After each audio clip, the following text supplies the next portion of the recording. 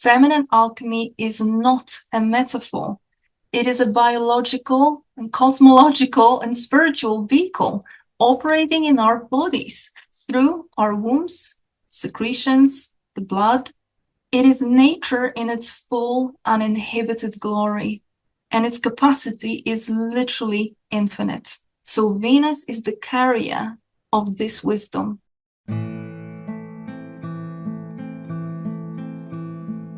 Greetings from the Pacific Northwest. You're listening to Symbolic Studies Episode 4. I'm your host Mario, joined by my lovely wife Michelle. For more information about the show or my work, please visit symbolicstudies.com. If you'd like to become a patron, you can do so at patreon.com/symbolicstudies. Michelle, my beautiful wife, how are you? I'm doing great today. How are you doing? Oh, pretty good. We are in Taurus season. Indeed we are. Feels pretty nice. It does. Yeah, it's beautiful where we're at. You're spending a lot of time in the garden. Things are really starting to bloom and thrive. The sun is out. People are happy. Mm-hmm. The animals and critters are happy. Yeah, the plants are happy. Everything, that really vibrant green color that's coming through, which is very Taurian, in my opinion, with the heart-centered sort of thing going on. Oh, yeah. I would say it's not even an opinion. Yeah. That's absolutely one of the things that's associated with this time of year. It's the color of earth, right? The heart chakra is green, as you're saying. So there is a lot to be said about that. Absolutely. And so this sign is very special, I would say, to the both of us. One of the things I just want to put out there to begin with is that I would say, I don't know around what year it was. When do you think I was giving those presentations back in Portland? I would say probably 2015, right. Something like that.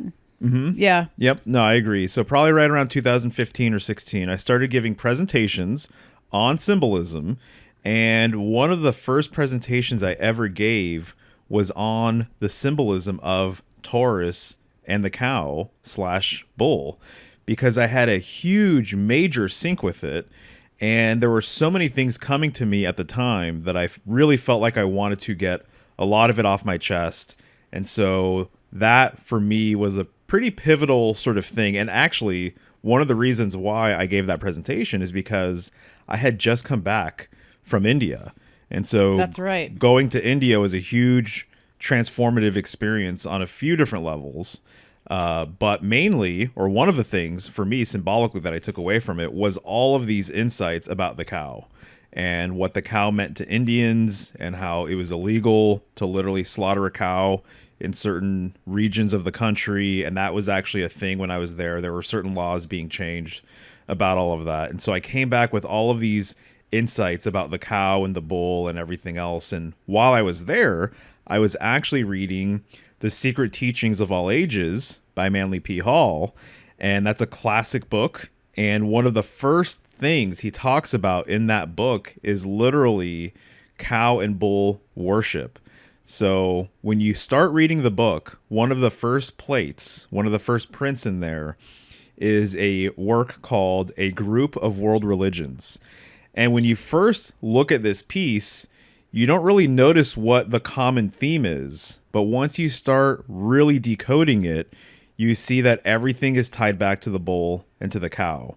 And so he shows all of these different scenes from world religions. So he shows a depiction of the Nile with the Apis bull. He shows the golden calf. He shows Taurus.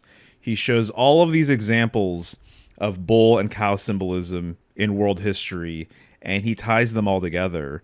And he basically says that, hey, this is one of the unifying sort of principles. This is one of the unifying symbols or animals, one of the unifying totems that exists between all of these different groups. And when you start studying these different religions, you realize that the cow or bull usually played a pretty significant part in an early sort of aspect of their religion, basically.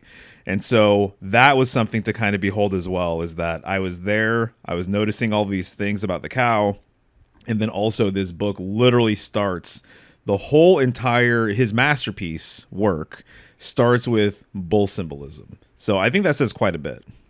Yeah, and I would have to agree with you. The fact that he starts his book out that way is another illustration of how important the cow is and how important it's been throughout history. So from help in the garden by tilling the soil all the way through things like leather, milk, cheese, meat, and companionship, the cow has been important throughout history. Yeah, definitely. And one of the things that I like about it, with all of this symbolism related to the cow and Taurus, you know me, I always have to bring in the northern symbolic angle with everything. And there is so much northern symbolism connected to the cow that I think is absolutely fascinating, including the fact that the Big Dipper, Ursa Major, was once referred to as the thigh of the bull, and was also viewed as a plow as well.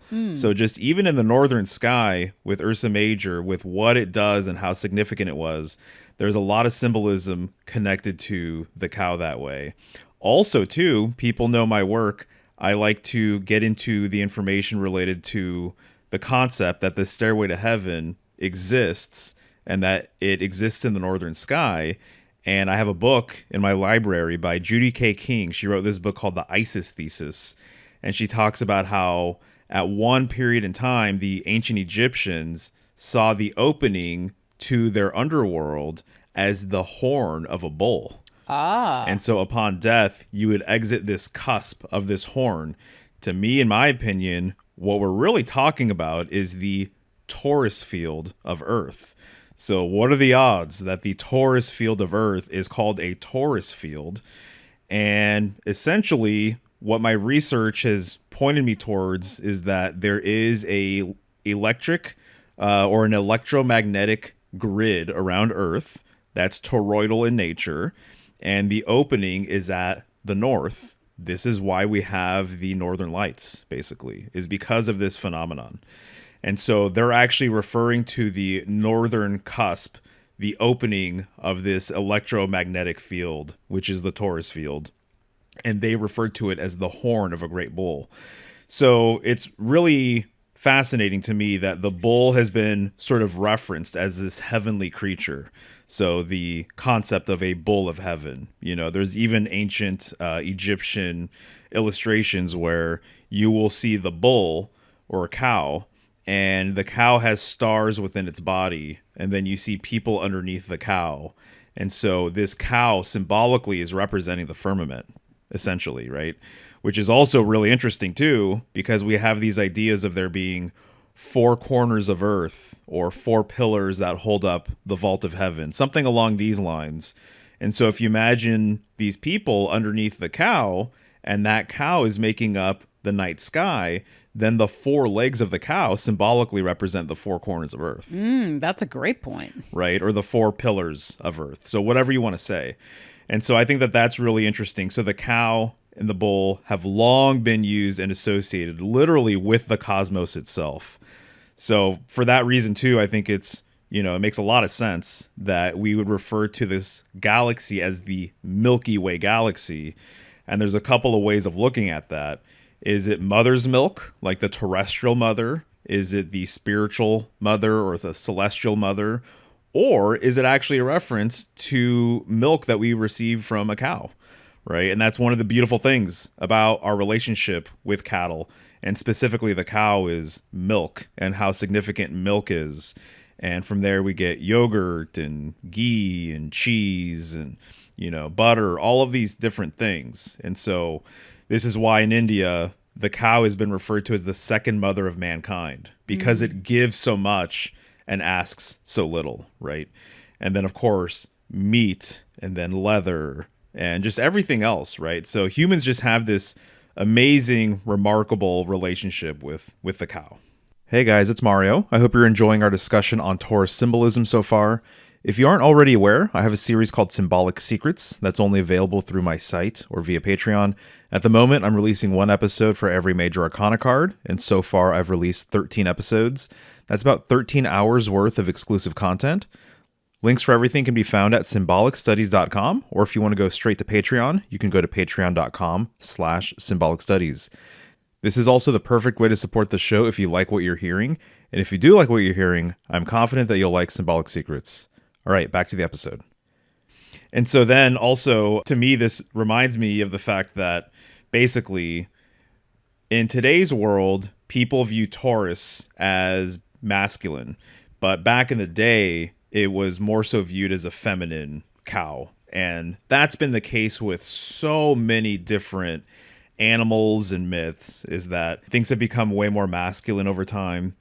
And so I see this as kind of a solarization of things, of symbolism. But there's something to be said about the primordial feminine origins of things. And I think that when we look at Taurus symbolism, this is just a sort of clear example of this being the case. That it's actually a feminine cow, but in today's world, most people will illustrate Taurus as being masculine, even though it's ruled by Venus.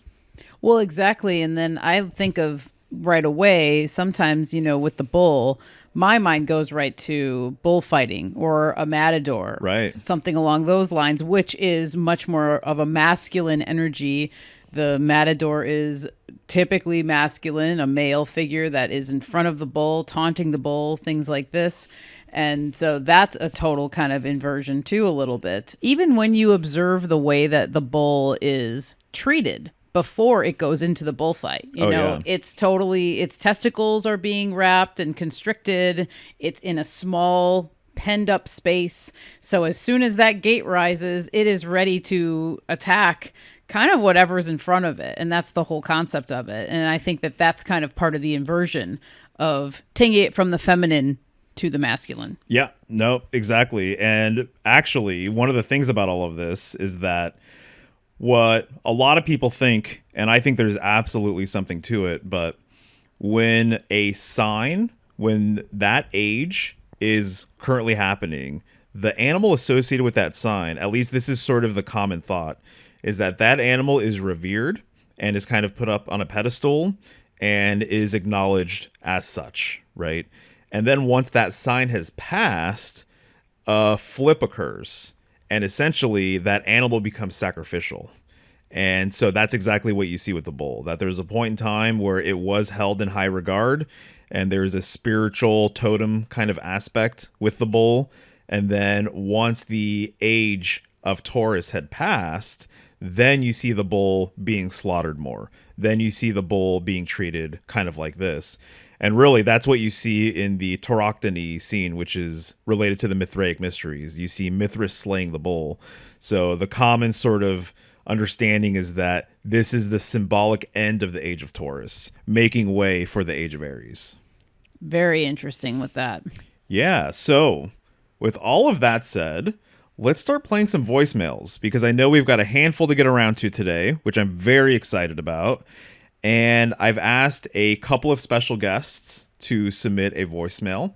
The first one here is our friend Kayleigh. She's an astrologer and a tarot reader. She's also a Taurus sun sign. And so we both thought that she would be perfect to ask to contribute a voicemail here. So I'll play this voicemail from Kayleigh Berkana. And if you guys are interested in her stuff, I'll include her links in the description. And I'm very curious what she has to say regarding Taurus symbolism. Hey guys, thanks so much for reaching out. I am stoked to record a little soundbite for your episode. So let's talk about Taurus, shall we? Taurus is the deeply feminine earth temple of Venus. According to modern terminology, this is a fixed sign. This is, however, what the ancients used to call solid. This concept of solidification actually comes from the quality of light at this time of year. Since the spring equinox and Aries season, light has been growing in dominance, but the sun's movement has slowed down and is now steady. The quality of light in Taurus is increasing, but it is no longer new. Taurus is an unchanging and durable and is stable. It has this quality of repetition to it. This is the sign of the bull, of steadfastness, of stubbornness, of power. Also of virility, of beauty and control. There's a simplicity with Taurus, a love for abundance and luxury. Here is a sign of lust, of fertility, of pleasure. Taurus is sensual and romantic. But why are all of these key words associated with the earthen temple of Venus? Why are some of these sensual themes not associated with Libra, Venus's other sign? And why are these pleasure-related themes not associated with the other earth temples of Virgo and Capricorn? This is because this sign is uniquely ruled by Venus with a special place of honor for the moon. Hellenistic astrologers used this really complex scheme of rulership, exaltation, and debilitation to describe accurately life on Earth and to describe each sign. To find the real, true meaning of Taurus, we have to not only think of Venus, but also of the moon. We have to keep in mind the moon's honored place of exaltation within this temple. And the moon, remember, is tied directly to fertility and to the ebb and flow of life on Earth. She was considered the primary indication of fortune. Now, when a Hellenistic astrologer is speaking of fortune, we're not talking about how to unlock abundance and manifest all of your dreams and all of the lucky breaks in your life. We are talking about events that occur that are outside of your control, good or bad. Therefore, when speaking of Taurus, we combine this beauty-seeking, harmony-inducing impulse of Venus with the sensuality and real-world, fleshy, 3D experience of the moon to find these keywords such as luxury and, yes, abundance. Taurus has a shadow side, of course.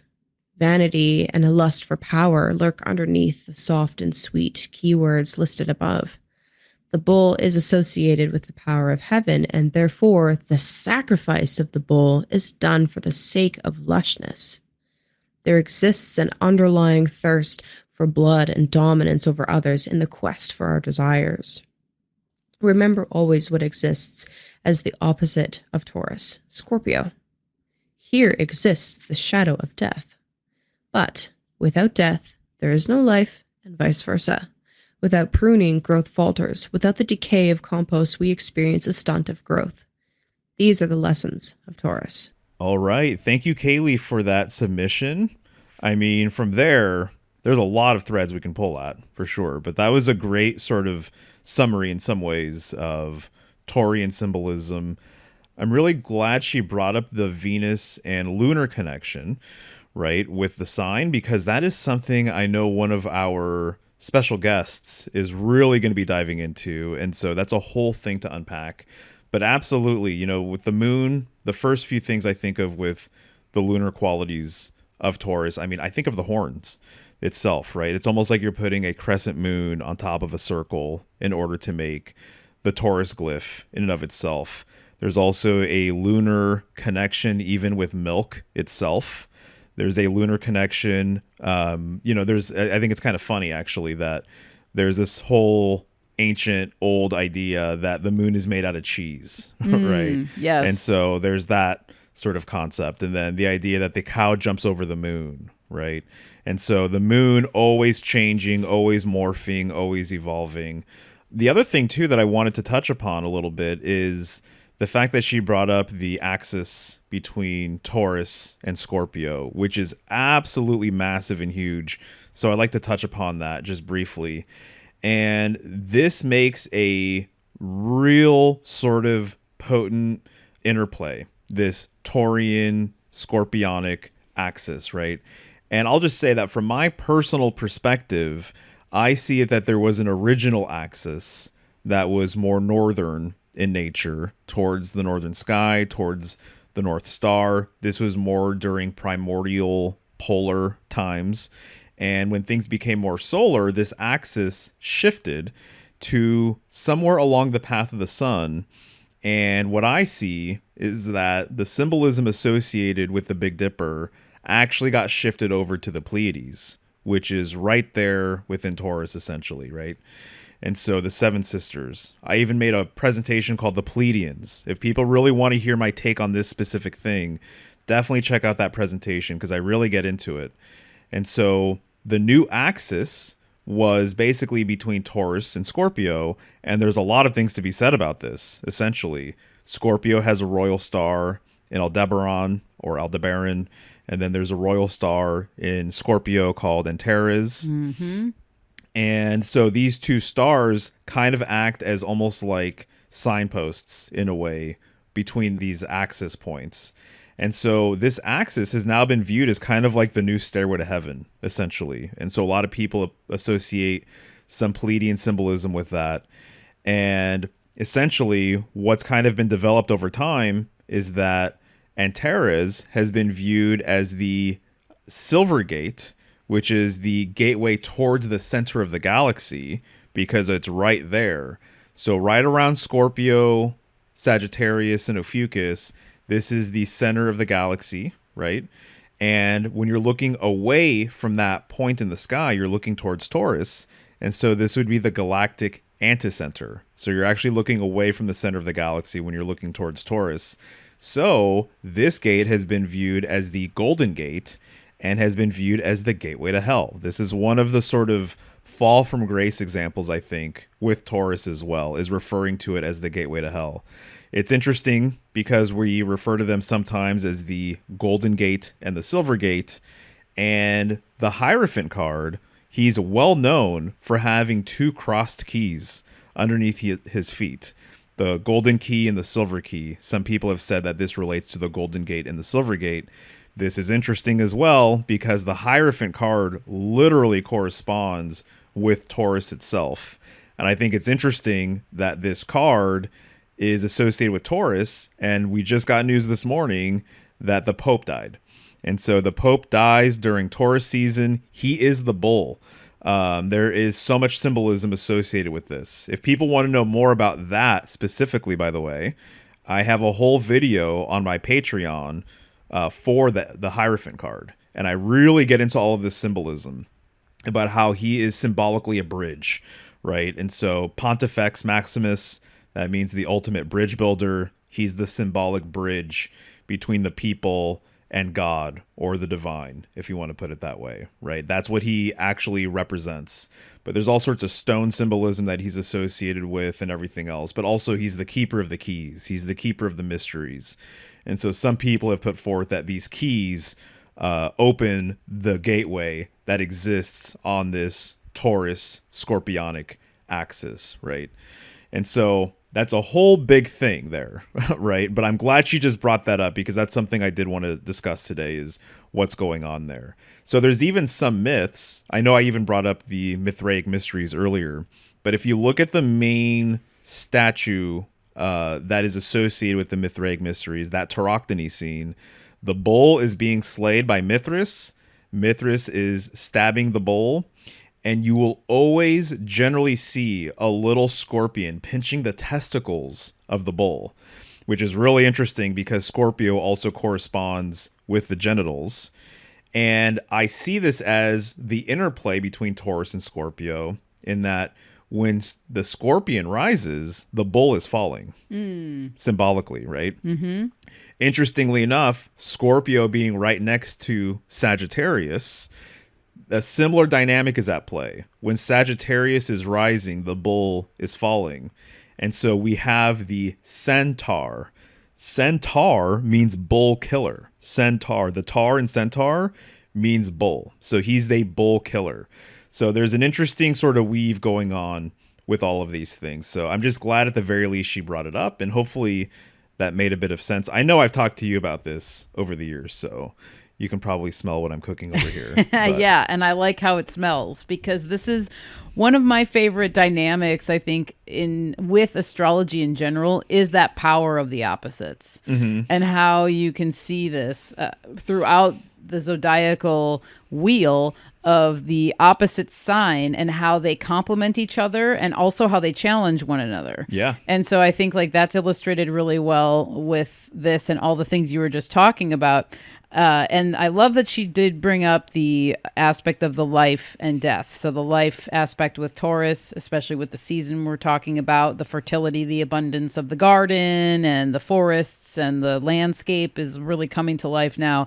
And then the Scorpio being associated with death And that at that time of the year, everything is sinking back down towards the earth. Things are coming to the end. You're ending that cycle of the abundance that came through with Taurus. So those are the things that kind of come to my mind right away when I think about these dynamics, for sure. Yeah, definitely. I like the fact that she mentioned the unchanging nature of the fixed sort of energy that we're dealing with here.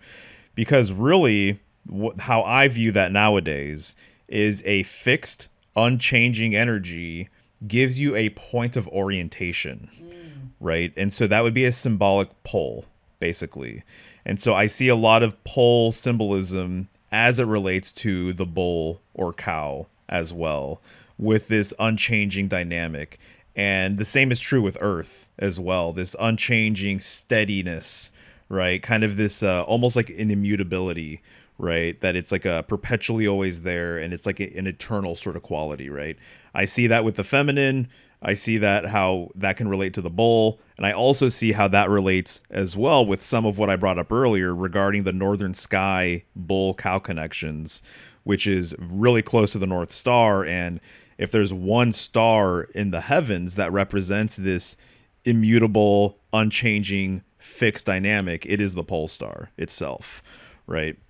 And so anyways, so beautiful stuff all around. So thank you once again, Kayleigh. Yeah, thank you, Kayleigh. Always nice to hear from you. And she always has great insights on many things, but astrology for sure. Yep, absolutely. All right, and so for our next voicemail here, I'm really excited to present a message from Ola Wolny. And this is special for a few reasons, but you've actually had the good fortune of talking to Ola once on your former podcast. Yes, I have. And she's one of my favorite interviews that I was able to do. And actually, the way I found out about her was through you, because you found out about her on AM Bite. Yeah, and she has a really unique perspective on things, which is why I invited her here. I think we have a lot of overlapping sort of themes that we both talk about, maybe coming at things from a different perspective. But with symbolism, you know, in my opinion, it's like I want to hear people's takes, unique takes, far out takes, and things like that.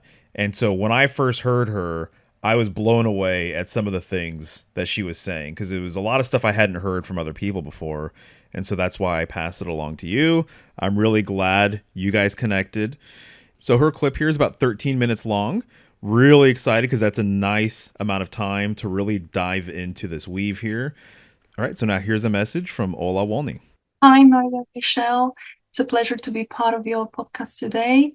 Thank you so much for inviting me to speak on Venus. And hello to everyone listening. So I have been asked to talk about Venus due to astrological timing, but I would like to go way beyond that. To remind you of the original essence of Venus, the one subverted by those who have stood behind the system of human oppression for millennia. So today I invite you all to take a journey with me, not just through the stars, but through layers of forgotten wisdom, hidden truth, and ancient codes. So I want to speak about Venus, not merely the planet or a star, as the ancients would call her, but Venus as the essence of forgotten truth, the essence of feminine wisdom that predates religion, predates science, and has been systematically buried under myths, lies, and distortions. So now let me be clear. What I'm about to share may challenge what you've been taught or feel comfortable believing, but it might also unlock something ancient inside of you, perhaps some resonance. So in conventional astrology and mainstream mythology, Venus is portrayed as a romantic symbol, goddess of love, usually linked to such aspects as relationships, money, beauty, sex, etc. But what if I told you that this has actually very little to do with her original essence? The essence before patriarchy, before inversion, and before matrix control. So let's look into historical accounts. as she appears in the Gnostic texts as Sophia, captured in the 12 aeons of the zodiac, but not truly belonging there. She is of a higher dimension, a higher truth. According to those teachings, Venus was the only celestial being which the archons couldn't manipulate. She was caught in the zodiacal net, but her essence never subverted or corrupted, never falsified, never made to serve the control structure. So let's ask, why not? What does that mean, if anything? Is there any relevance of that for us, especially for us women, since Venus represents women? Well, here is the missing piece, the inconvenient truth. Venus isn't a planet or a mythological archetype. She shouldn't be looked at in that way. She literally holds the essence of what I call feminine alchemy. Feminine alchemy as the sacred power of the feminine body and soul, which refers to the capacity and the capability of a woman due to our specific and unique biological, physical, hormonal, spiritual construct. So I want to emphasize, feminine alchemy is not a metaphor. It is a biological and cosmological and spiritual vehicle operating in our bodies through our wombs, secretions, the blood. It is nature in its full uninhibited glory, and its capacity is literally infinite.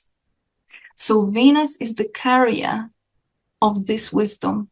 She is the energy of the womb. She feeds and enables feminine alchemy in a woman, because a woman is a shaman, a portal.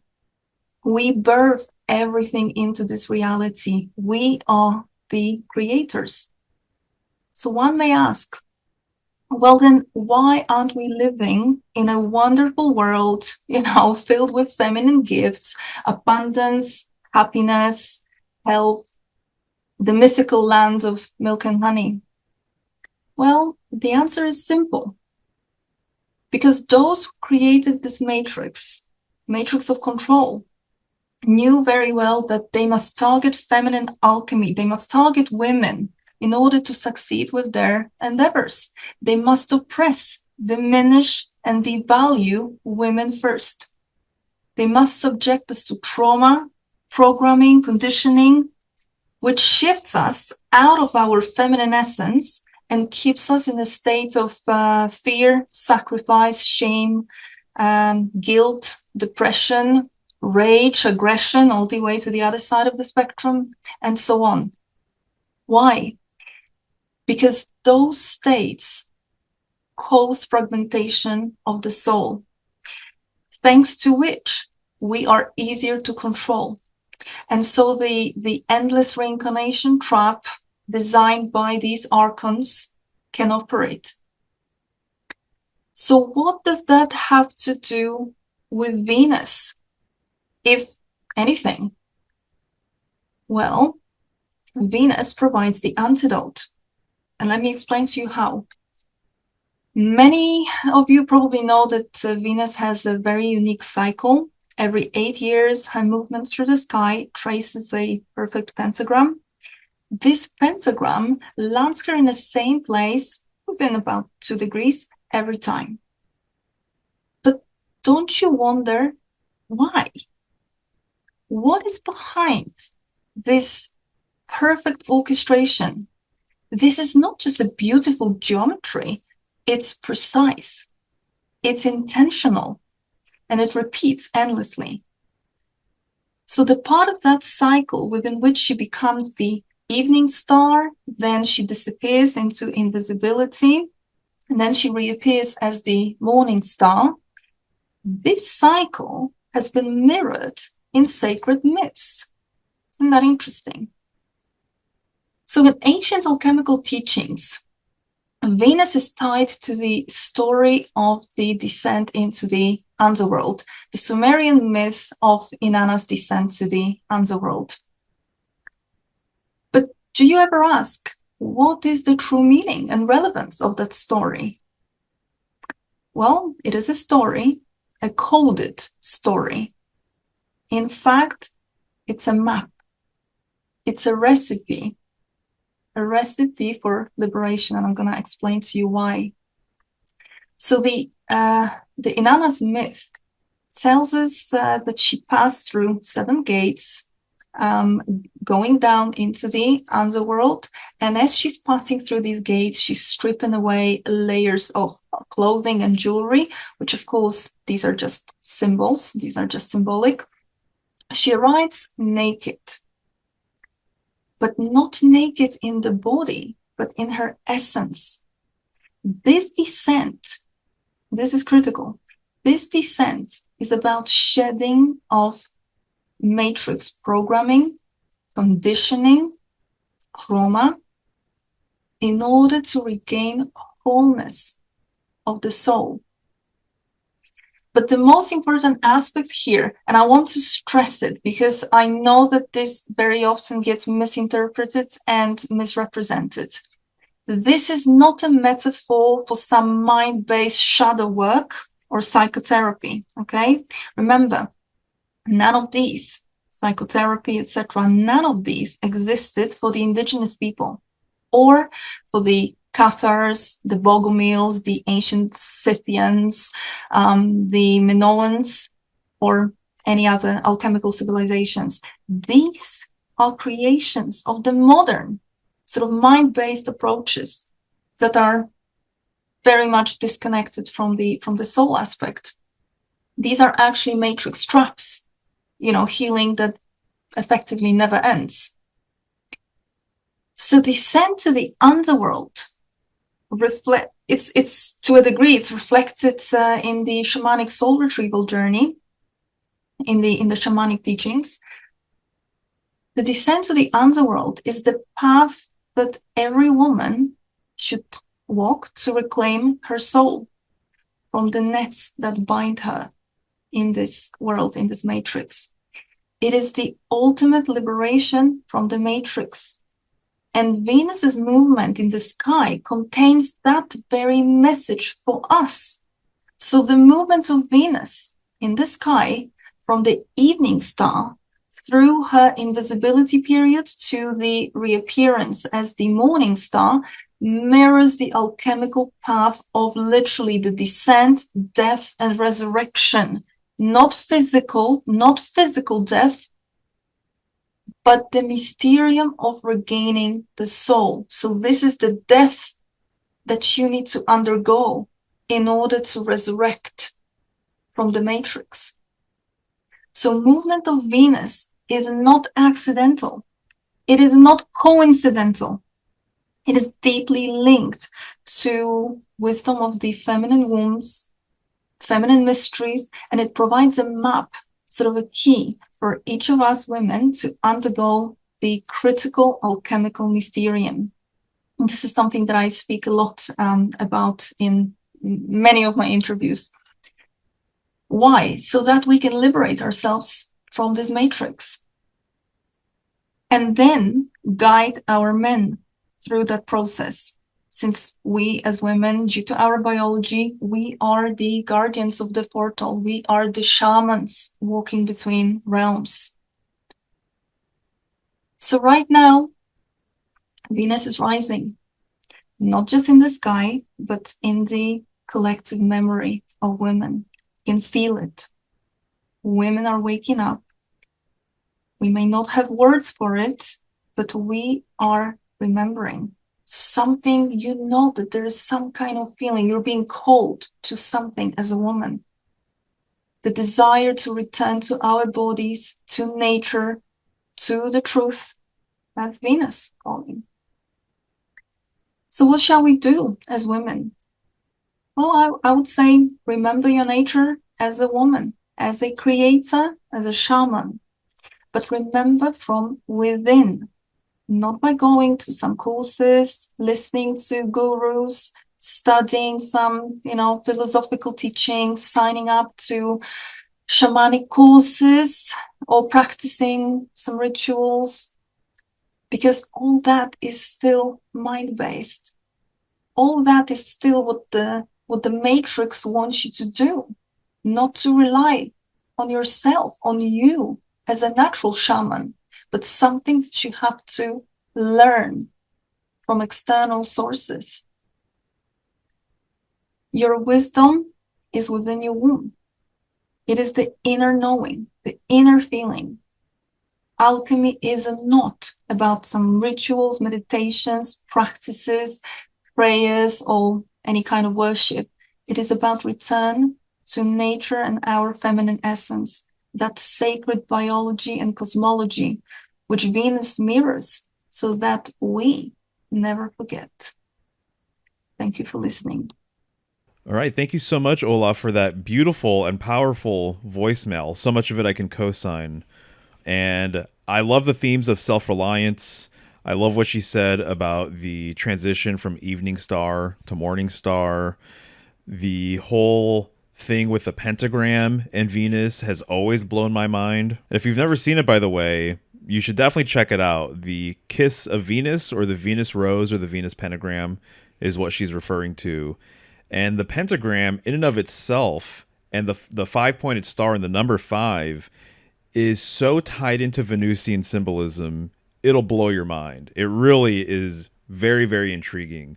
So the themes that she mentioned, literally the fact that the 5-pointed star, in my opinion, symbolically, what it really represents, adding to what she's saying here, is that it exists between the physical and the spiritual domain.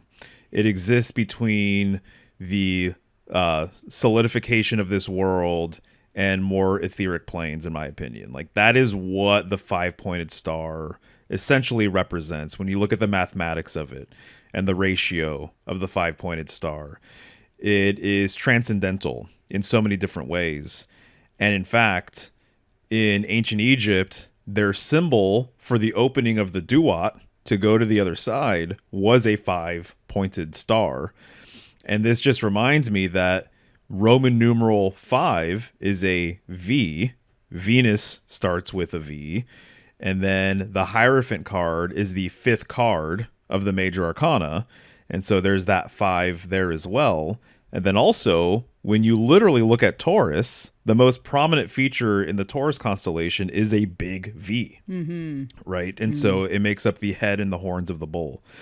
And so there's something to be said about the 5, the V, the pentagram, and all these things. It really truly is like a mega weave, right? Very, very feminine. So I'm inclined to think, too, a lot of the time, if not all of the time, when you see a 5-pointed star anywhere, essentially, it may be a coded reference to Venus, that's what it represents.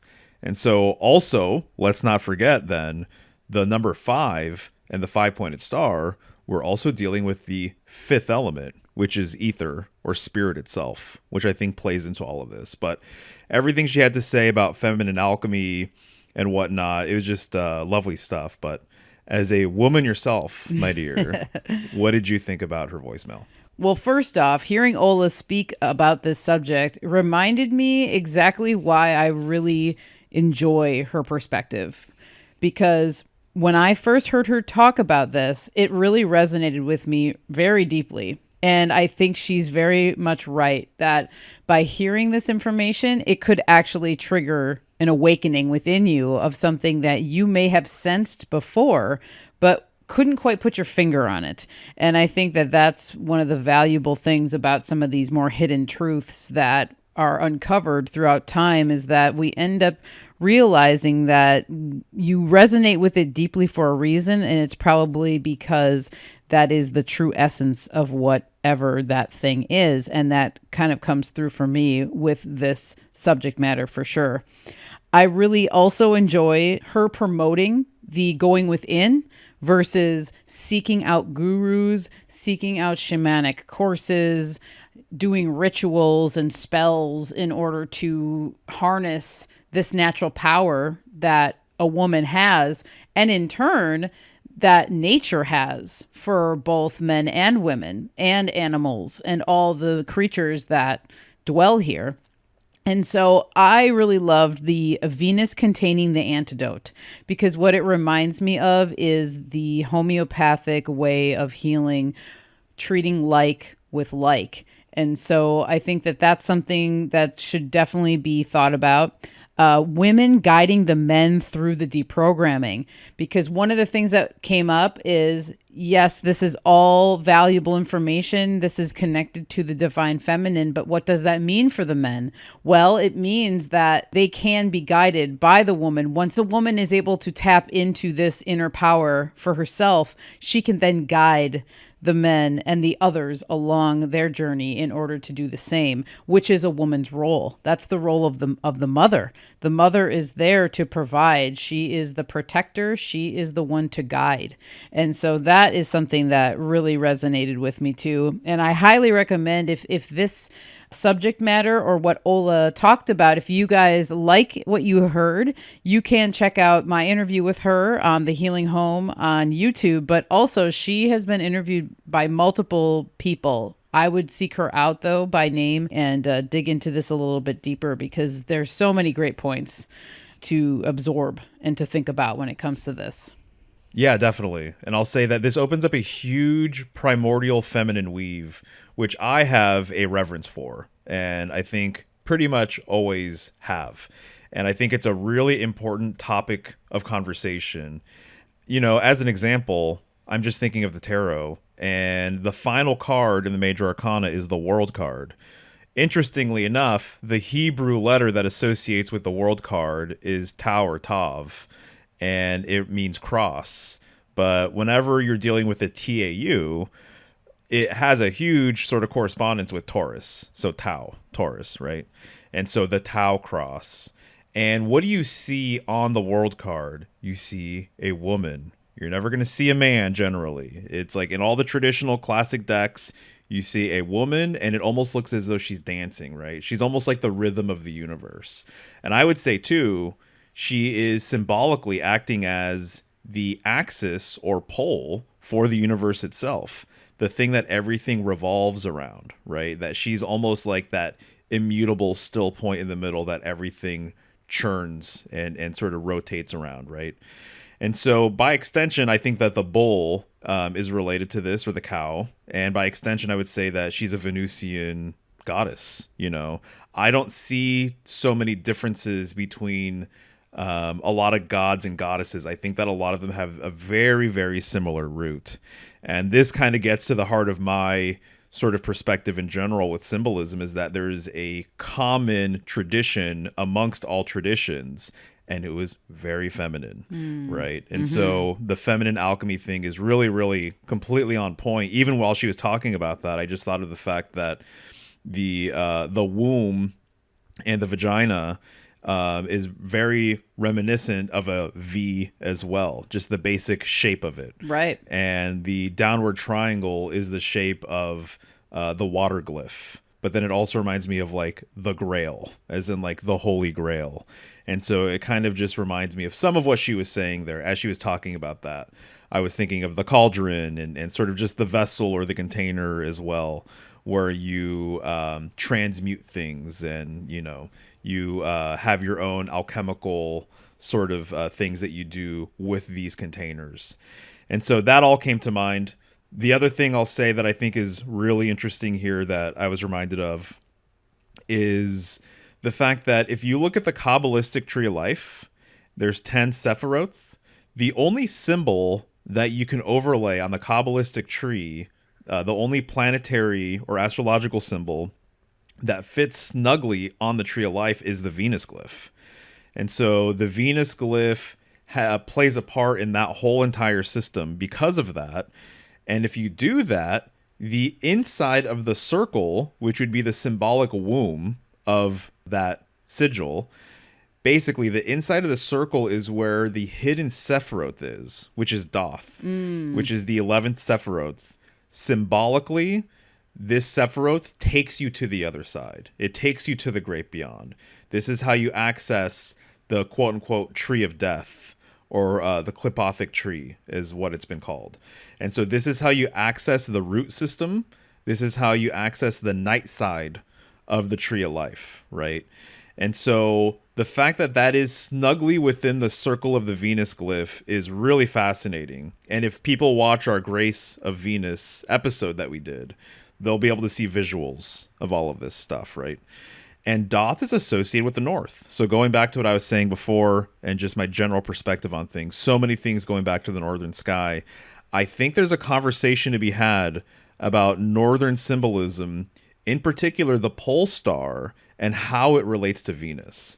I think there's a lot of shared symbolism there, and I think there's a lot to unpack with all of that. And so maybe one day I'll have Ola on, and we can talk about her Venus research, my pole star, North Star research, and I think that there's going to be a lot of commonality that we kind of see between what she has kind of picked up and what I've picked up and all of that, because I see a deeply, deeply feminine aspect to the pole star, right?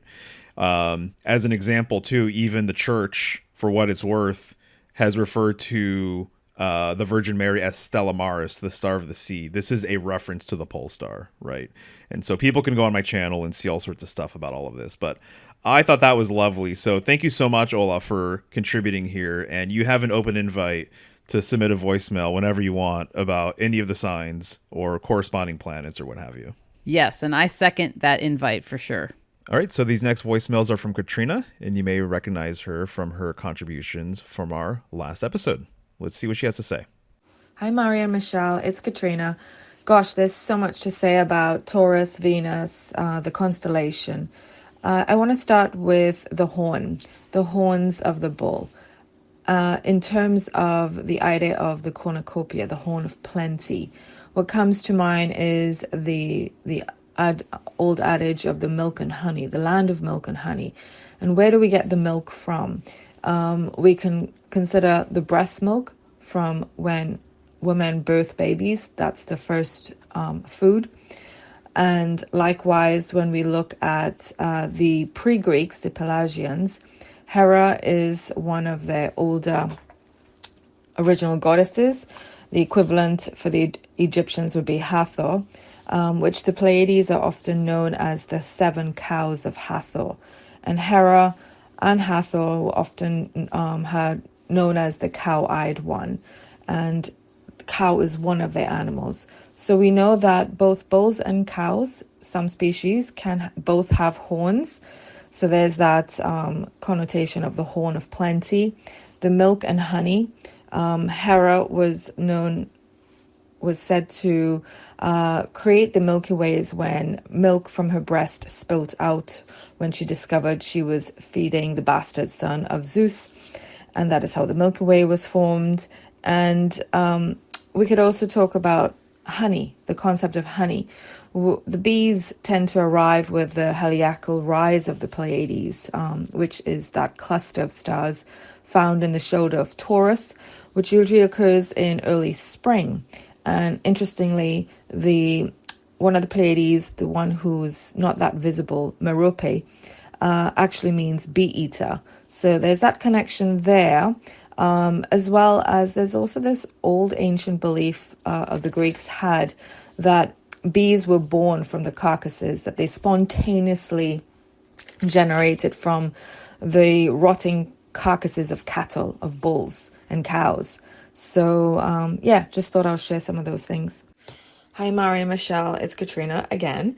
I know watching your Grace of Venus video, you talk a lot about the connection with the Taurus, the horns, and the resemblance to the uterus, right? This is going to sound like a bit of a stretch, but I know in medical astrology, Taurus is associated with the neck, with the throat. And what's interesting is the larynx, which forms part of, the neck, your throat, which contains like your vocal cords, that anatomically sort of resembles the uterus. And interestingly, the word cervix, which is that canal or neck, it comes from the Latin root for the word neck, but it's that canal that joins the the uterus, or that tunnel that joins the uterus to the vagina. That cervix and larynx, there's that connection with the word neck. So it's almost as if the throat is like upper womb, or, where we get that correspondence with the mouth and vagina as well. The idea of swallowing and, eating a man, basically swallowing his penis. But also the larynx is anatomically connected to the uterus through the vagus nerve. And, even the word vagus is quite interesting, because I looked it up, and it comes from the Latin word for wandering or rambling. And what is Venus but a wandering star? But I just thought I'll throw that really wild connection with the throat to the womb connection, in other sort of capacity. Hi, Mario and Michelle. I have to say that video you guys did a few years ago called The Grace of Venus is one of my favorite. You've pretty much said almost everything you can say about this topic on Taurus and Venus and its association with Venus. But I just also wanted to bring to your attention the relationship between a cow, a woman, and Venus. All three have the same, you could say, gestation period of roughly 37 weeks. So Venus, in her two forms as a morning star, she's in that phase for 37 weeks. And likewise, when she goes into the evening star phase, she's there for about 37 and a half weeks, which is roughly, the minimum time for a woman's pregnancy, and similarly for a cow as well. So there's that little connection between the three of them. Okay, thank you, Katriena, for another set of voicemails. I love your perspective. We both do over here, so keep them coming. She is one of the more active people in my Telegram, and she's always dropping gems in there, and she's always sending me very interesting links and everything else. So I appreciate her enthusiasm for symbolism, and there's a lot of threads that we can pull out from here. I love what she mentioned regarding the bee. I think that is very interesting as well. This idea of bees symbolically having had this connection of coming from cows, the carcasses of cows and whatnot. That to me is very intriguing. The bee itself is also really, really interesting. We'll probably be getting into some of that during Virgo season. I see that there's a lot of Virgo symbolism that is associated with the bee and queen bee symbolism and everything else. But I see what she's saying here, especially with the idea of the land of milk and honey, right? And so that was all very intriguing and worthwhile. I'm so glad she mentioned the 7 cows of Hathor being related to the Pleiades. Once again, really intriguing, the fact that it's right there within Taurus. And even, too, the other thing that I think is fascinating is I'm talking about this symbolic transfer from Ursa Major to the Pleiades. They even look kind of similar. The Pleiades asterism looks like a little cluster of stars that kind of makes like a dipper sort of thing, right? Right. And so something to consider there as well. Also, I'm so glad she brought forward the 37 weeks of the morning star and then also the evening star as well. I'm not sure if that's something that I've even dove into myself, exactly how long those periods are, but I appreciate her sharing that research. And then also, too, what she's saying regarding the throat and the womb, yes, I think is really, really fascinating. Just want to point out, too, in the Hierophant card, that oftentimes the Hierophant has this sort of blue band around his neck. So his neck is concealed, right? I think that's interesting. He's also the keeper of secrets. And so he's not willing to just divulge any of these secrets to just anybody. In fact, in a lot of the Hierophant cards, you will see that there are 2 sort of acolytes or followers underneath him, sort of at his feet. And sometimes one of the acolytes is holding a knife behind his back. Some of them look kind of sinister, almost like they're trying to take something that he has. They want his secrets, basically. They want his information and his esoteric insights, right? And so that's partly their role. And so the fact that the throat is concealed is interesting. But I also want to say, too, especially like on the Rider-Waite version of the card, there's 2 pillars on the side, traditionally, of the Hierophant. And in that card, there is this beautiful pattern towards the top of these pillars, and it looks very, very womb-like, and it looks like it's very deliberate as well. So the fact that she's bringing that to the table, it's far out, but that's what I'm here for. And I think that she's making sense with it too. So I think that is definitely something that I can appreciate. But what do you think, Bub? Yeah, great points all around. Some of the things that stood out to me are some of the things that stood out to you as well. You bringing up the concealing of the Hierophant's neck is very interesting, because it also then harkens back to what Ola was talking about these Venusian secrets. So there's something to be said about the secrets of Venus. Absolutely. And this is really related to the feminine, because symbolically, to me, what is sacred, what is holy, is worth protecting. Yes. And isn't necessarily something that should just be out there for everyone. In fact, I've read a lot recently about the difference, one of the key differences between primordial traditions and the modern world is how we view secrets. And one of the things I've picked up, and this is just me saying it in my own words, is that what used to be held secret back in the day was sacred. Now, what people hold as quote unquote secrets today is the profane. Ah, interesting. That people do profane things, sort of things that are maybe unsavory, and they'll keep that a secret, right? And so now everything's kind of been flipped on its head. That's a great point. So everything that used to be held in that high regard, that inner sanctum, was worth protecting, basically. So as an example, I'll give a perfect example right here. The whole thing with having a holy land. Having a holy land that is exclusive just to its members, just like in Islam. So Islam, you can't, and no one can just go to Mecca. Not anyone is just allowed to go to Mecca. You have to be a Muslim. This is them protecting their inner sanctum. And it's interesting as well, because the way I see it, there's a lot of Taurus symbolism baked into Islam, unbeknownst to a lot of people. As an example, there's a whole history here. But in the modern world, at least, one of these sort of appropriated symbols that has now been tied to Islam, although there's debate about this. There's a whole debate. I mean, basically, there's a whole thing to be said about them being anti-symbolic, not really wanting the prophet to be illustrated, not having symbols in Islam, all these things.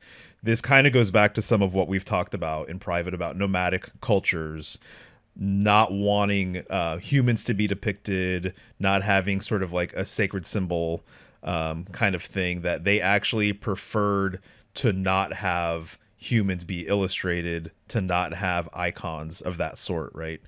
But one of the newer symbols that is associated with Islam, for better or worse, is the 5-pointed star inside of the crescent moon, right?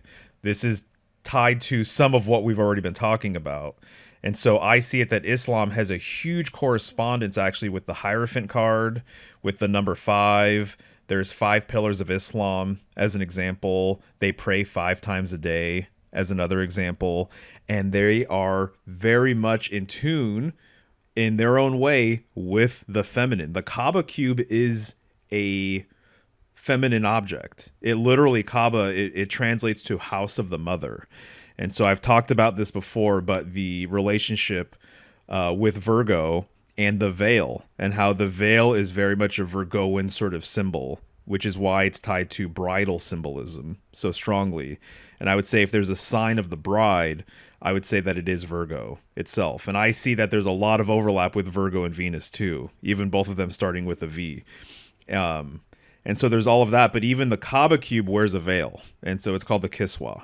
So some random tourist can't just go to Mecca to go see the Kaaba cube, because that is an inner sanctum, let alone go inside of it, right? That's for privileged sort of people and everything else. So there's this old idea that if something is sacred and holy and valuable, it is worth honoring and it's worth protecting. and it's worth keeping concealed. And that's part of, I think, what we're talking about here in some way.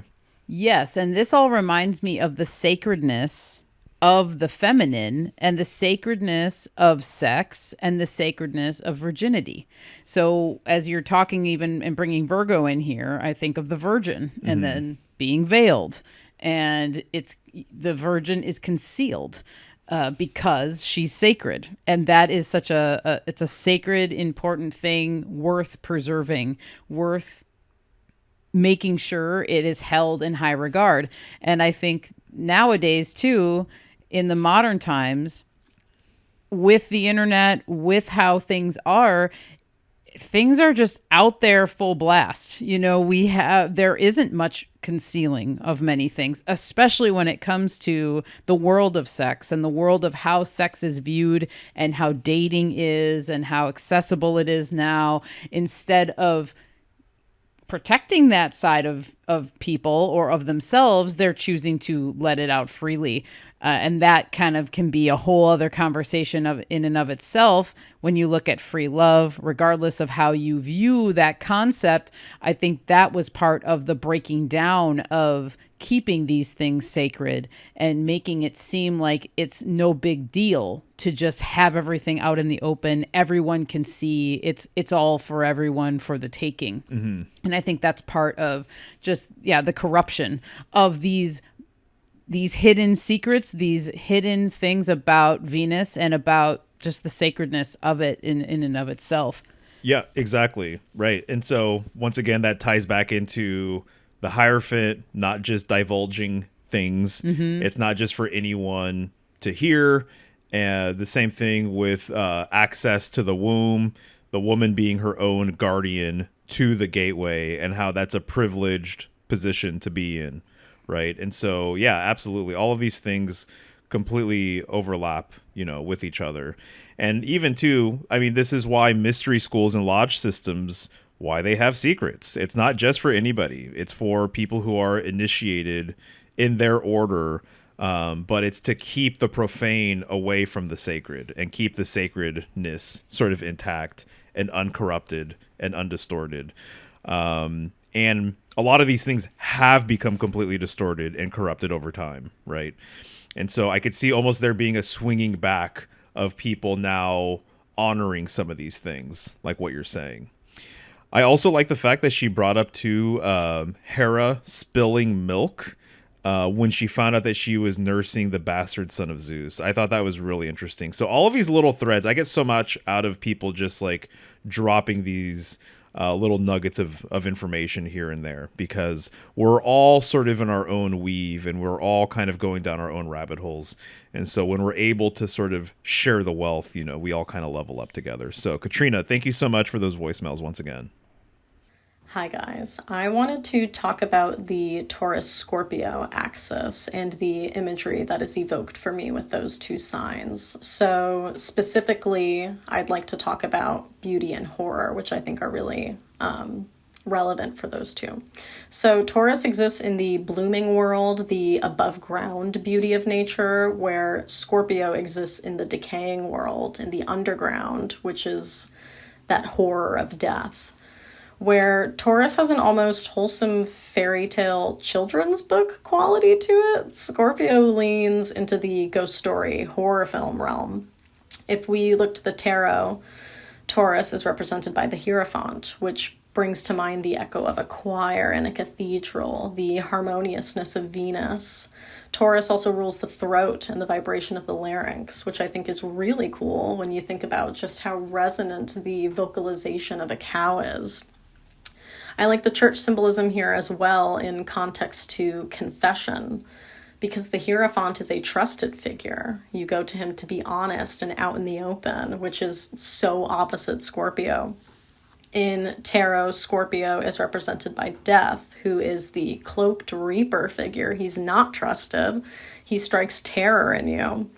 It brings to mind the dissonance of an A24 score, the disharmonious choir of voices that feels really instead unsettling.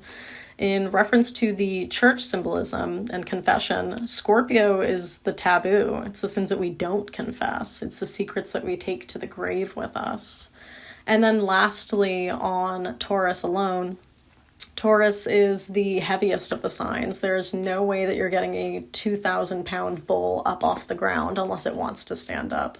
So this Aries season, I have really been focused on keeping my energy up, exercising, staying motivated, so that come Taurus season, the bull is already up off the ground. Perfect. Thank you so much, Alex, for your contribution here. I love the beauty/horror angle that she's bringing to light. I see what she's saying in that regard. Also, I love the fact that she brought up the moo as well of the cow or the bull. And I just want to say, I think it's so interesting that it moos, and we're talking about the feminine here. And the letter M is very, very feminine. And so when you say M or even it's all internal, right? There's other letters where it's more projective, and so it's more masculine. Even I think of mom having two M's, right? Even moo, it's the same two letters if we're spelling it out, right? M-O. And when you look at dad, that's more projective. That's more of an external sort of thing. So that's more masculine. The M is way more feminine.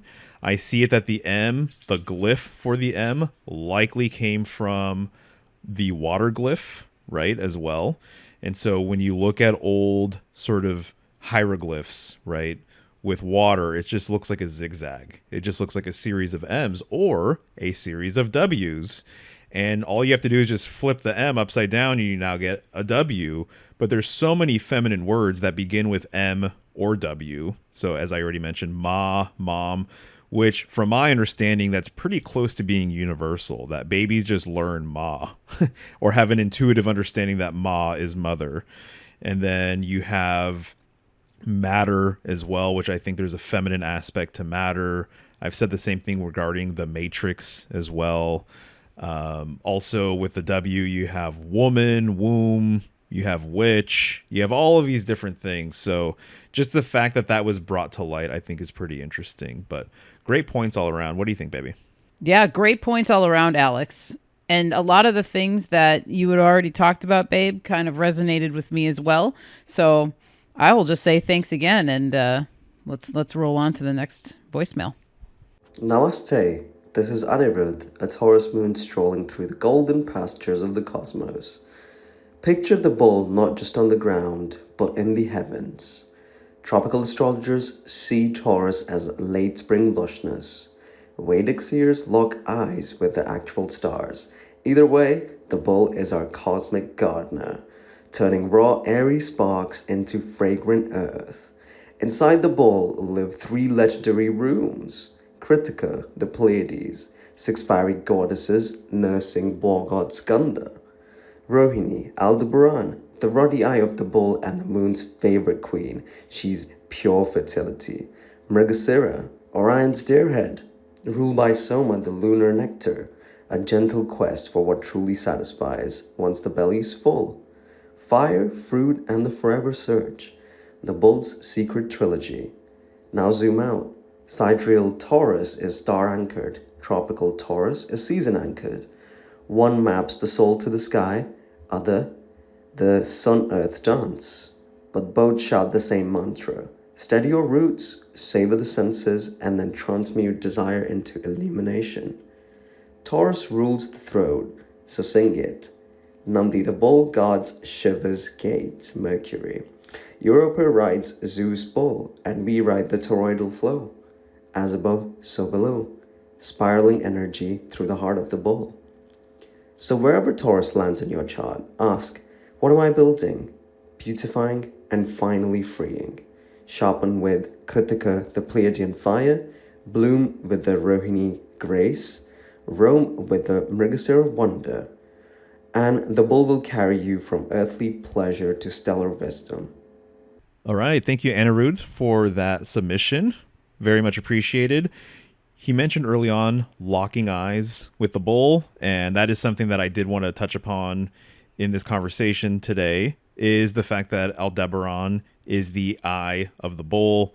and it's a massive star. If you've never seen it before, go out of your way to look for Taurus and lock eyes with Aldebaran, because it is massive and fiery and brilliant. When we used to have a really good camera with an amazing telescopic lens, that was one of my favorite stars to sort of zoom in on, right? And it's very, very active too. I feel like it twinkles quite a bit compared to a lot of other stars. And then I think this is interesting too, because you also have another star, Ayin, which means eye in Hebrew, that represents the other eye of the bull. And this is my excuse to talk about the fact that the word target literally has a reference here baked in to Taurus, right? So the tar in target is a reference to Tor. So almost like to get the bull, target. And here we're talking about the bull's eye. There's a mega weave between literally the branding of Target and Taurus. So the word Target, T-A-R, is a reference to Tor. Its logo is a bull's eye. Their branding is red. Aldebaran is very red. And then they have a mascot in the bull terrier, who they call Target. And they put a bull's eye over one of its eyes. And of all breeds, a bull terrier. Right. You know, to me, that's pretty amazing. And as I mentioned earlier, the centaur, you can arguably say that what Sagittarius or the centaur is aiming at is literally the bull's eye. There's several explanations, or there's several sort of angles with where Sagittarius is pointing its arrow, but that is one of them. You can make the case that it's pointing its eye at the bull's eye across the ecliptic towards Aldebaran. So just wanted to bring that to light. Was there anything you wanted to say about this one? Yes. He mentioned Taurus being the cosmic gardener. I love that, because when I think of Taurus, one of the first things I think of is gardening. Probably because I'm a gardener and I love it, but there's something so awesome about the connection to fertility, creation, Mother Earth, tending the garden. Also, I'll say the drive, the commitment to the garden is very important for success. I would say patience as well is related to it. Yes, definitely patience. And patience must be practiced when you're gardening, because there's some times where you feel like, man, I planted those seeds weeks ago. They haven't even started yet. But seeds, just like everything in nature, has its own time, and the seeds are on their own clock. And so they know exactly when it's time for them to pop up. And so it's always a lesson in patience. That's a great point and reminder. And that is something that is very, very heavy in Taurus. Yeah, no, absolutely. And one of the things I'll say related to this is the first Hebrew letter is Aleph, and Aleph means ox. And so this is the letter associated with the fool. An ox is basically a castrated bull, right? It's been said that the letter itself looks like and is intended to mirror or embody the silhouette of a plow as well. And when you look at it, it does look like that. And also, too, there is, once again, a symbolic correspondence with Ursa Major being a plow as well. And also it going around the pole star, and that the shape it makes looks like a swastika. And some people have said that it's the plow going around the pole star that is actually making the shape of Aleph as well. So some authors have written about this, and I think that that's really interesting. But it just reminded me of that because of this cosmic gardening sort of dynamic. I think that makes a lot of sense. I can see why you really like it. And what it reminds me of too is the sound of being around bulls and cows, aside from the mooing. One of the things you'll notice is they're grazing, and they're always pulling up grass. They're always pulling up things to eat. And so you just hear the grass being ripped from its roots, you know, and that just reminds me of like almost kind of the sound of gardening in some ways, right? Yes. If you're pulling up grass or you're pulling up a harvest or whatever, you know what I mean? And so one of our friends was living at a farm for a little while. And when we got to hang out with the cows, that was one of the first things I noticed. And then also, too, in order to pull up that grass and graze, their head is basically touching the earth almost, or at least symbolically, their head is closer to the earth. So that's a very earthy sort of dynamic as well, for sure. So great stuff. So thank you once again for that contribution. When I meet people with Taurus placements, I always think, well, I have Taurus placements, and I always think about their necks. And it's weird, but I look at their throats when I talk to them, the movement. And I'm always expecting them to have a really captivating voice. Because every time I meet someone with Taurus placements, their voice is what captivates me the most. And this is funny because Taurus is related to speech. And not speech like the way Mercury is, or the way Gemini is, but in the way that they need to be heard. And sometimes people don't give them grace. They don't give them the space. And Taurus will make themselves be heard one way or another. And sometimes that looks like having to scream to be heard. And I think the sign of Taurus is also related to when your voice breaks. When you are so desperate to be heard that your voice is beginning to break because there's tears streaming down your face. That's Taurus to me. Yelling, but also breaking. And maybe that's what the bull does as well. It breaks. It breaks away. It breaks free. It breaks something. It's breaking away from something that is holding it back. All right. Thank you so much, Star, for that contribution there.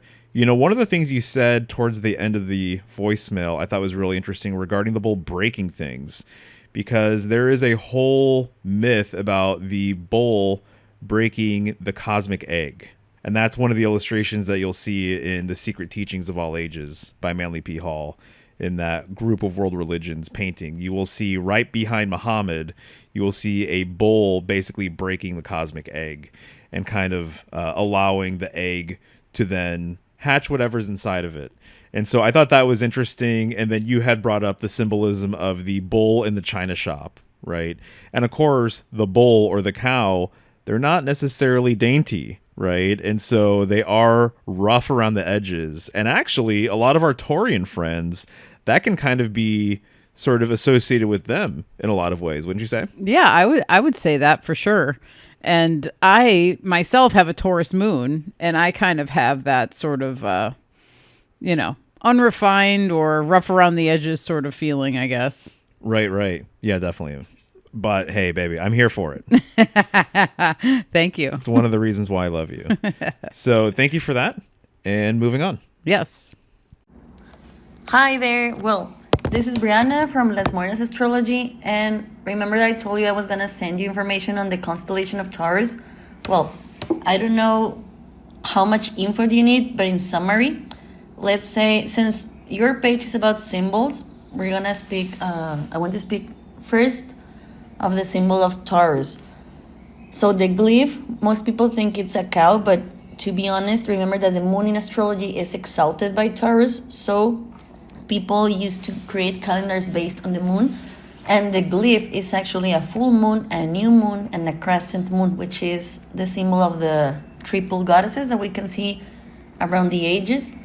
So I don't know if you knew this, but the bull skulls were found first in Turkey as a symbol of reproduction, and actually was male reproduction, not female, but anyway.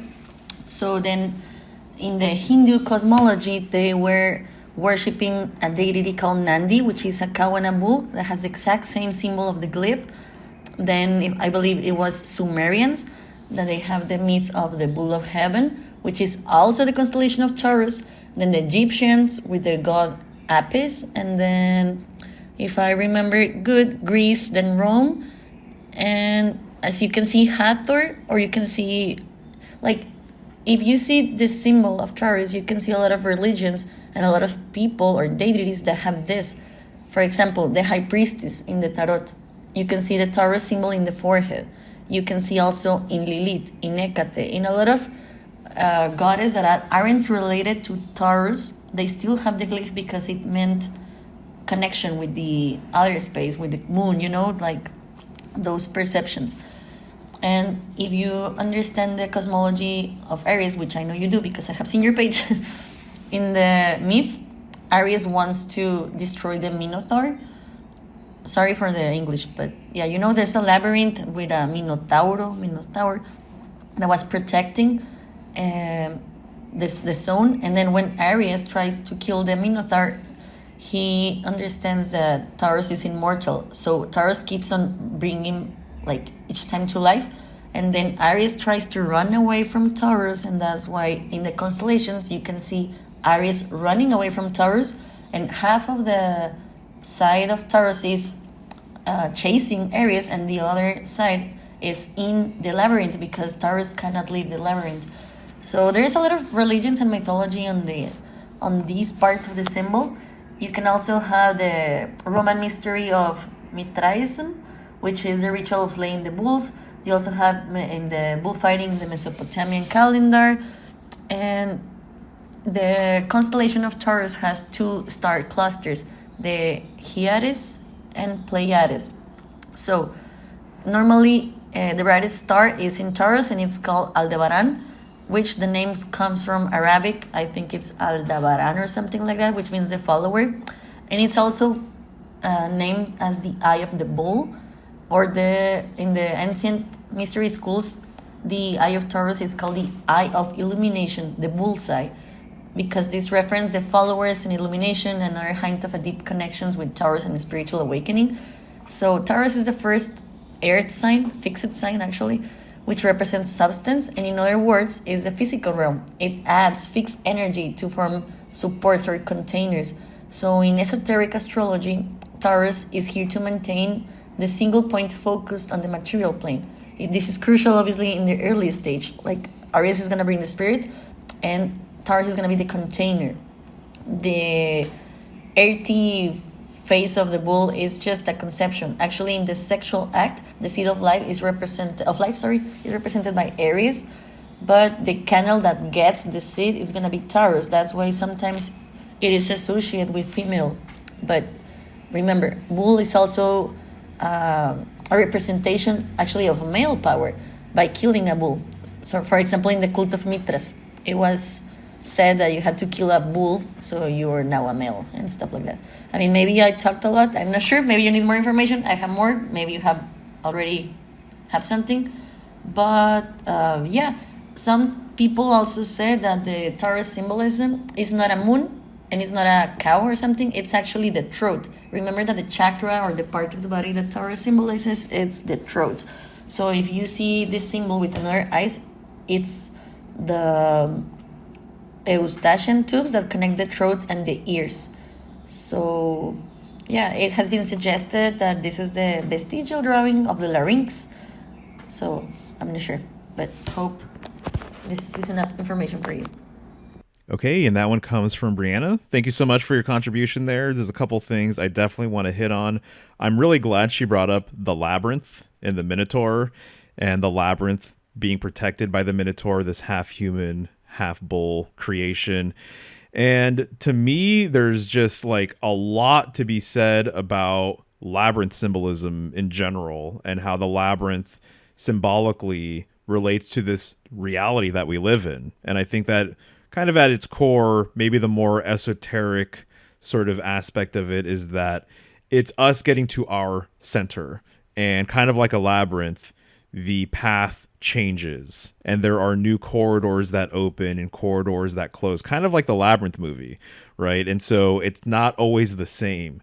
And I think this is a great metaphor for life, because sometimes you're searching for that thing and you think that when you get that thing, the new car, that relationship, that job, or what have you, that you're going to be satisfied and you're going to get closer to yourself. And in actuality, you acquire that thing and you realize that you're still not content, maybe, and that it's not a physical possession that you're after, but there's something more. And so there's kind of like this labyrinth maze-like sort of quality just to navigating life in general, right? That I think is really appropriate. And so the bull, though, being the thing that protects that inner sanctum, kind of like what we were talking about earlier, I think is very interesting, because to get to your center, in my opinion, it's not the easiest thing in the world. There are going to be challenges, right? Waking up and kind of lifting the veil or the series of veils to get to your most authentic self, to me, can be a bit messy, And so to me, enlightenment is kind of a messy process. It's not necessarily this clean, happy-go-lucky, kumbaya sort of thing. In fact, it can look quite the opposite. Your sort of dark night of the soul could be related to you getting closer to your center, as an example, right? And how uncomfortable is that? And so I think there's something to be said about the labyrinth with all of this. And it just reminds me of the fact, too, that the bull, with this transition, perhaps with the age of Taurus going to the age of Aries, one of the things that came into play as well is this idea that the bull is related to the deity that we sacrifice children to. And so Moloch, as an example. So this idea of the bull being the aggressor or of being the adversarial sort of figure, I think is related. And also, kind of touching upon that just a little bit more, the idea of devil horns, right? People know the devil horn hand gesture, right? Where you put up your index finger and your pinky finger. And a lot of people think that it's just devil horns. Or is it actually bull horns? Do we get the idea of the devil having horns from the bull? And clearly the other case you can make here would be with the goat. And so the goat having a clear correspondence with some of these adversarial figures. But sometimes I wonder, when people put up devil horns, are they actually referencing a bull versus a goat? Something to consider, just throwing that out there as well. And then also the other thing I wanted to bring up is the neck symbolism that I believe I talked about last year during Taurus season, and how our spine is a symbolic world axis symbol. It's a pole, basically. It's related to ascension and all of these other things. It's not unlike a tree or world tree, right? It's not unlike the mountain or the central mountain. It's not unlike a pillar or a post and all sorts of other symbols, right? The tower, etc. And so to me, what I kind of thought of last year is how the neck is basically the bridge between the body and the head. And so there's an axis sort of dynamic. There's a bridge sort of dynamic with that too, in that it connects the head with the body, and also literally it pivots, it rotates. So you can move your head. So it's a swivel as well. And so there are posts that I made some time ago about all of this. I'm sure I elaborated on it much better back then. But I think there's something to be said about that, about the neck being a point of pivot, essentially, and also being related to the axial symbolism that I'm kind of known for talking about. So wanted to throw that out there. Did you pick up anything from this voicemail? I really like that she did bring up the throat aspects and it being connected to the ears in these station tubes, because that does make the same shape as what the uterus would make when you're looking at it. And it makes a lot of sense to me and how that is all connected and how important it is. And when I think of a cow, like the head of a cow, that shape, that uterus shape, for some reason to me, the ears always do really stand out. And so maybe there is some other deeper connection there to be thought about. I have to say, one of the interesting things is that it's been brought up at least once today, Hathor being related to cow symbolism, and she's known for having big ears. Ah, interesting. Yeah, when you look at pictures of Hathor, her ears are definitely like on display. And so now I'm just wondering, kind of like the Taurus field here, the throat projection and then also reception as well, you know. And so there's this the Taurus field projects and receives. So speaking and then also listening, I think, is kind of partly related here with everything. Oh, definitely. Right, so I know there's some herbal information that you wanted to unpack as it relates to Taurus as well, right? Yeah, just a couple things that have come to mind in preparation. One of the more obvious plants or flowers that is ruled by Taurus and Venus, which you also brought up, is rose. And the connection with Venus and rose, when you're looking at it from a perspective of beauty, femininity, fertility, those sorts of things, rose kind of is the quintessential flower of those qualities. And this is a really deep weave. You could go pretty deep with the rose, but on a level of Taurian Venus energy, I would just say, like, off the top of my head, the first thing that comes to mind is the scent of a rose.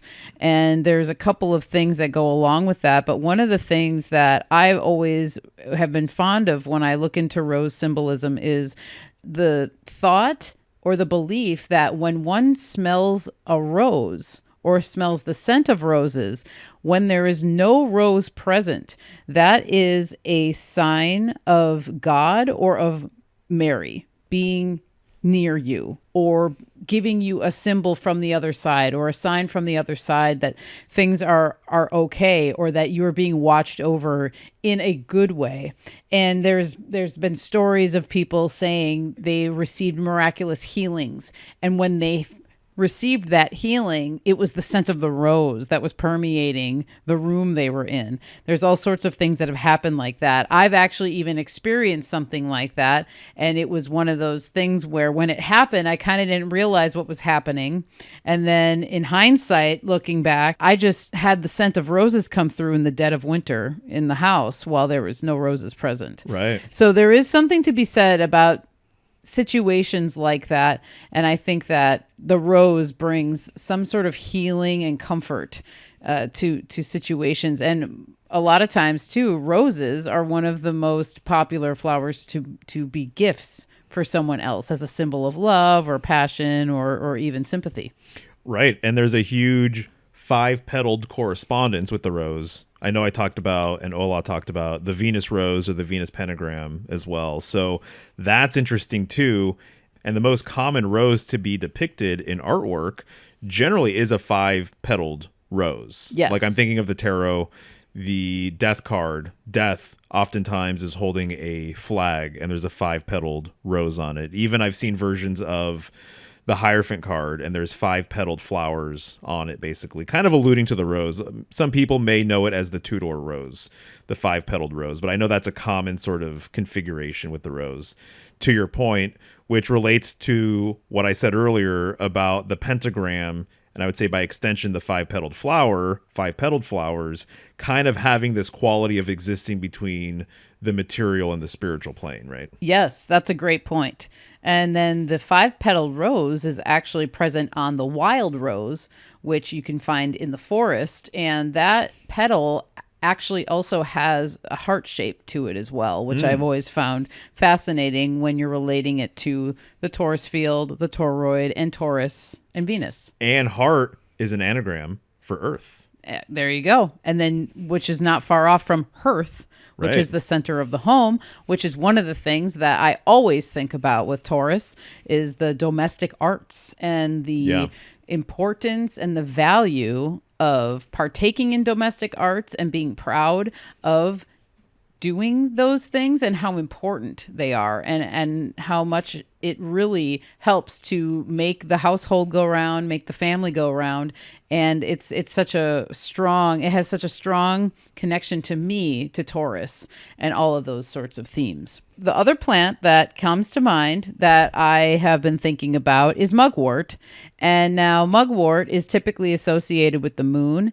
And I do find that there is definitely value in the moon association. It's how I learned about mugwort first off, was that it was associated with the moon, and that's the main correspondence. And there's plenty of things to be said about the connection to mugwort and dreaming and astral travel and these sorts of more even mercurial sort of activities that can take place or be nurtured with mugwort. But in the more recent years, I've really begun to look at mugwort as a Venusian plant. And I think that when I look at a side-by-side list of the correspondences of mugwort with the moon, versus mugwort and Venus. I find that Venus has a much stronger correspondence and is a more appropriate ruler of mugwort.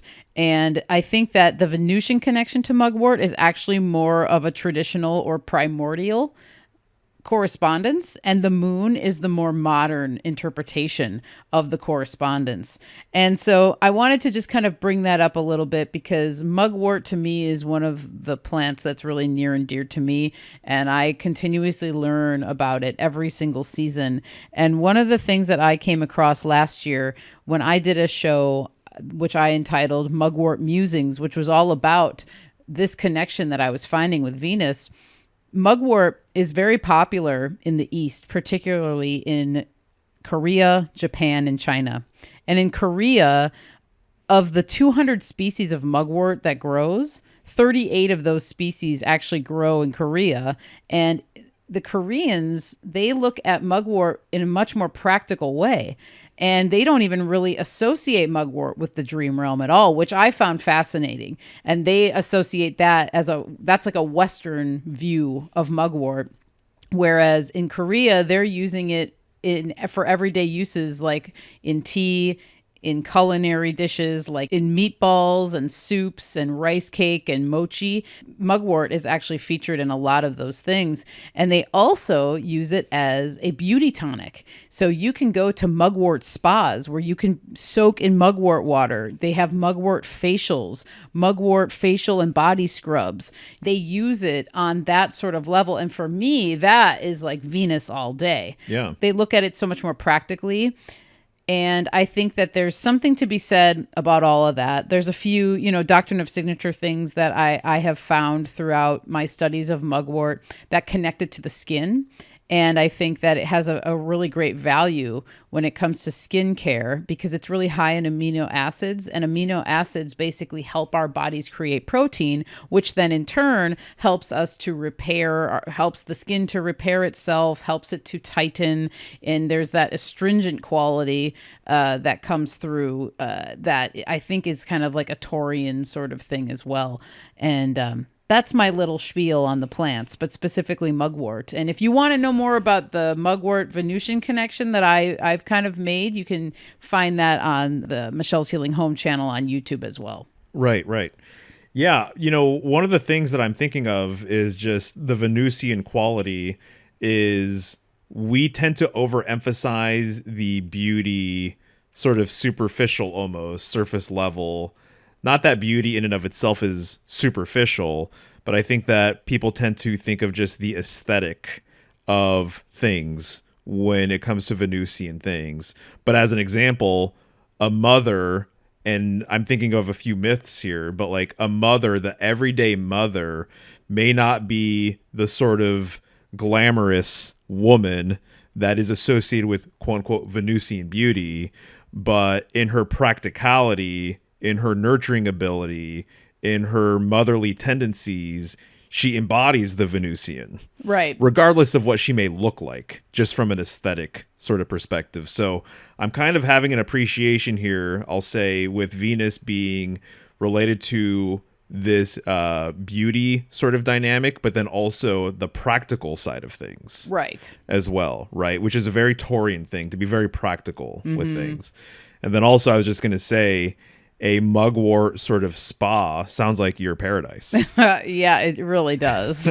So hopefully we can get you there one of these days. Yeah, that would be great. One of the things that comes to mind when you're talking about this Taurian beauty is natural beauty. Yes. That is not achieved through makeup and fancy creams and, wrinkle reducers and Botox and all the things that modern society seems to be so obsessed with.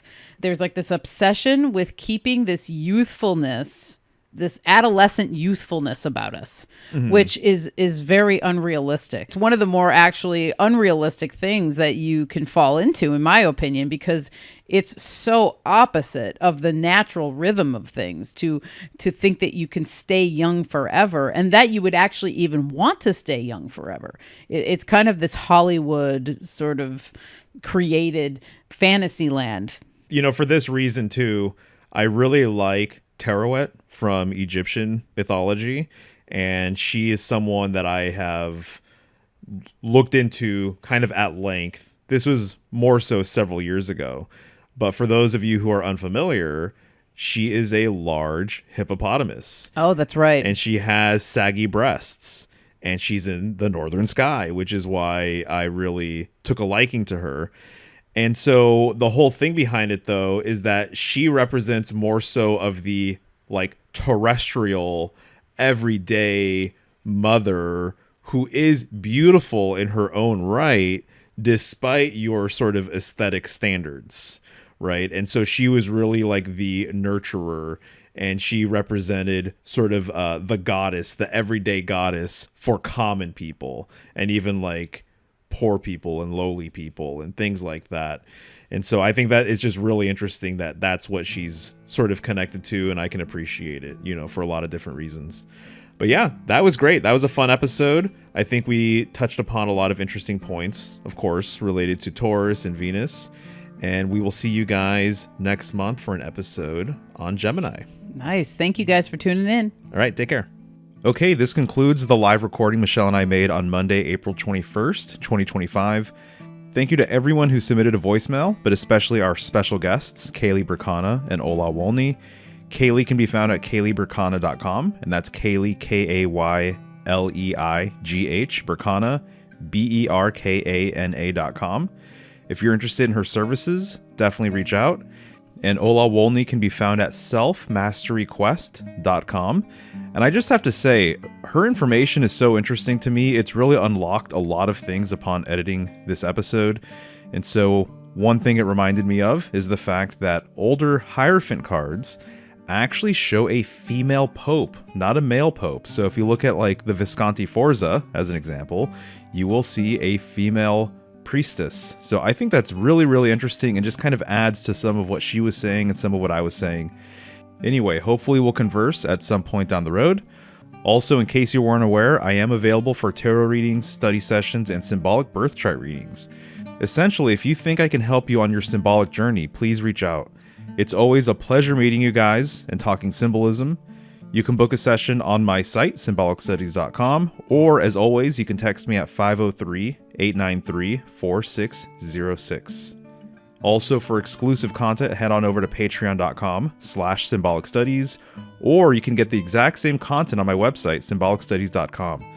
Also, I've gotten into the routine of posting weekly updates every Friday. Every other week, I post something exclusive just for supporters. Without a doubt, this is the best way to keep up with everything I have to offer. And that's going to do it for this episode. We'll see you next month with a show on the symbolism of Gemini. Until then.